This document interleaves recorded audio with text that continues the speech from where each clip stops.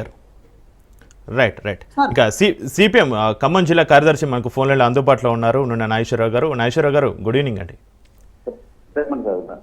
నాగేశ్వరరావు గారు, సిపిఎం నేత సామినేని రామారావును కత్తులతోటి పొడిచి హతమార్చారు. సాక్షాత్ డిప్యూటీ సీఎం బట్టి విక్రమార్క ఇలాకులోనే ఈ దుర్ఘటన చోటు చేసుకుంది. ఈ హత్య ఏ పార్టీ చేయించిందని మీరు అనుకుంటున్నారు? మీరేం చెప్తారు? పూర్తిగా రాజకీయ హత్య. అలా కాంగ్రెస్ వాళ్ళు పథకం ప్రకారం వేసించారు.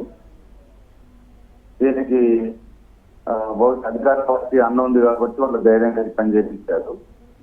ఆ గ్రామమే కాదు, ఆ ప్రాంతంలో, ఆ మండలంలో, గ్రామంలో సిపిఎం పార్టీ బలంగా ఉంది.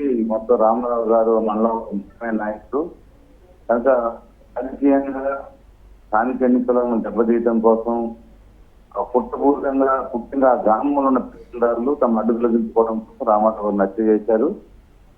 దీనికి అనేక రకాల ప్రజల్ని, సమాజాన్ని పక్కదారి పట్టించిన అనేక తప్పుడు కథనాలు ఉన్నాయి. తెల్లవారపాటికే కథలు లేరు.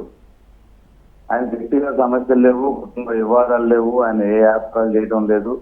ఆయనకు 100% అత్యంత ఆదర్శవంతంగా ఉన్నటువంటి కమ్యూనిస్ట్ పార్టీ నాయకుడు. ఆయన ఆ ఊళ్ళో తెలిసిన కూడా తెలుసు. శీఘ్రంగా ఆయన గ్రామంలో 2 సార్లు సర్పంచ్ చేసి ఒకసారి ఆయన శ్రీమతిని కల్పించారు. ఆ గ్రామ ప్రజలు కాంగ్రెస్ అభిమానులు కూడా ఆయన చాలా గొప్పగా అభిమానిస్తారు. ఆయన మస్తలేని నాయకుడు.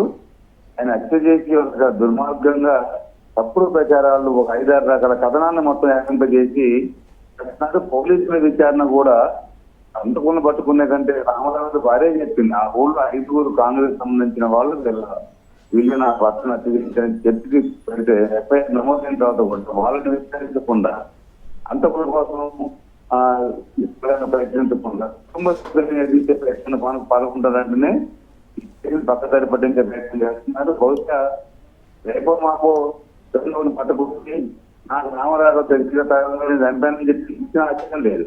అలాంటి ప్రయత్నాలు జరుగుతూ ఉన్నాయి. అందుకే ఇది చాలా దుర్మార్గం. రాజకీయంగా వివాదాలు వస్తాయి, ఘర్షణ జరుగుతాయి, కానీ వాళ్ళతో అంతుకులతో అనేది చాలా దుర్మార్గం. కొత్త సంస్కృతిది. ఈ రాజకీయం ఏమాత్రం మంచిది కాదు, సమాజాన్ని మంచిది కాదు.